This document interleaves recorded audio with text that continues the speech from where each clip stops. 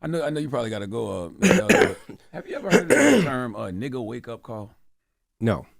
It is an incident where a person of color forgets that they are of color and are reminded rather brutally by an unexpected act of racism. Have you ever had any of those? Oh, brother.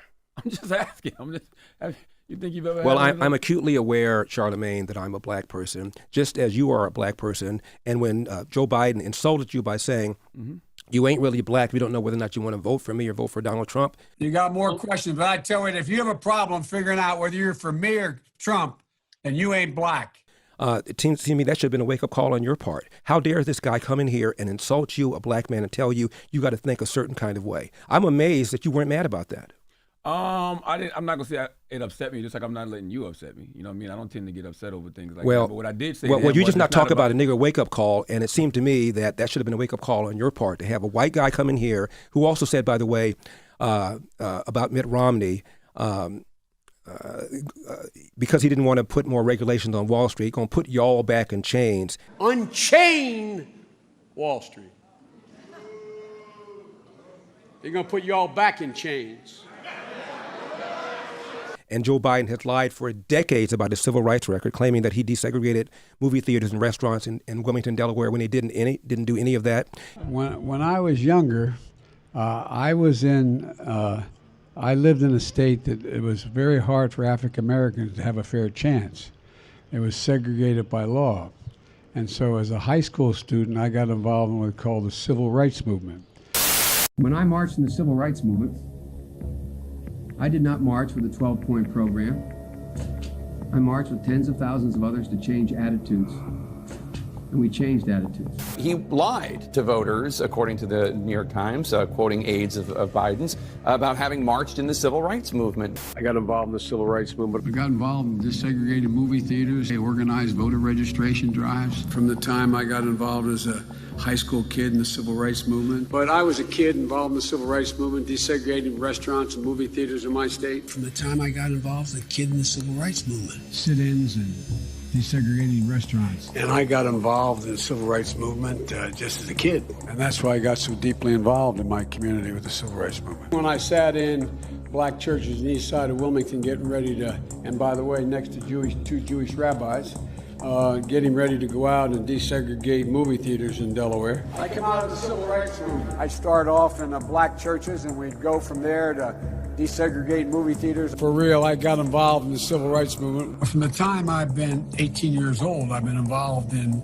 causes from the civil rights movement. Got involved in the civil rights movement and desegregating restaurants, that kind of thing. Coming out of the civil rights movement and being involved in the Jewish community as a kid in the civil rights movement. I got involved in the civil rights movement and getting ready to go out and desegregate restaurants and movie theaters. That's what got me involved in civil rights as a kid. I got very engaged, in my case, in the civil rights movement. Quote, more than once, advisors had gently reminded Mr. Biden of the problem with this formulation.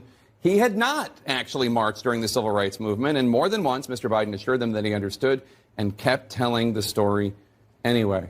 That is really, really weird. And Corn Pop was a bad dude, and he ran a bunch of bad boys. He lied and said that he tried to visit Nelson Mandela during apartheid South Africa. He did not. Now, when he fixed our racial problems here, he went all the way to South Africa to free Nelson Mandela from Robben Island. Watch.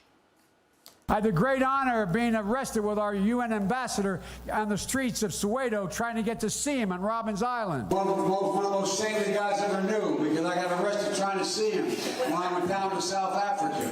Nelson Mandela. I came back from South Africa trying to see Nelson Mandela and getting arrested for trying to see him on Robben Island. He was in prison. Yep, he got arrested in South Africa for trying to do the right thing. Prison changes a man. You got to do the time. You can't let the time do you. But it didn't even faze Joe Biden. He'd grown up on the wrong side of the tracks in Wilmington. You remember the time he whipped Corn Pop's sorry ass with a chain. Your campaign has come out since and said, no. You were separated from other people at the airport, but you did say arrest three times. Why? I said arrested. I meant I was not able to move. Cops Afrikaners would not let me go with them, made me stay where I was. I guess I wasn't arrested. I was stopped. And he came in here and told you aren't even black and let you think a certain kind of way. It seemed to me that should have been a nigga wake-up call for you, but it wasn't, apparently. Yeah, I mean, for the record, I'm not a Democrat or Republican. I didn't say you were. Yeah, I think both. I don't know what trash. you are. I never even asked you about your party affiliation. Yeah, I'm just saying, but you are black. Absolutely. And to have a white guy come in here and tell you have to say, think a certain kind of way, otherwise you, quote, ain't black. Wow. How should I have replied to him, you think? What I just now said, how dare you insult me and tell me I think as a human being, let alone as a black person? Yes, and by the way, what you all know, but most people don't know, unlike the African American community, with notable exceptions, the Latino community is an incredibly diverse community with incredibly different attitudes about different things. I don't tell you how to think, Joe Biden. How dare you come in here and tell me how I should think? I'm going to vote for Donald Trump if I want to vote for Donald Trump. And if I want to vote for Donald Trump, it does not make me not black. 20% of black people, black men, as I said, voted for Donald Trump in 2020. Are they not black now? So only 80% of black people, black men walking around are really black, 20% are not because they voted for Donald Trump. How insulting is that? How condescending is that?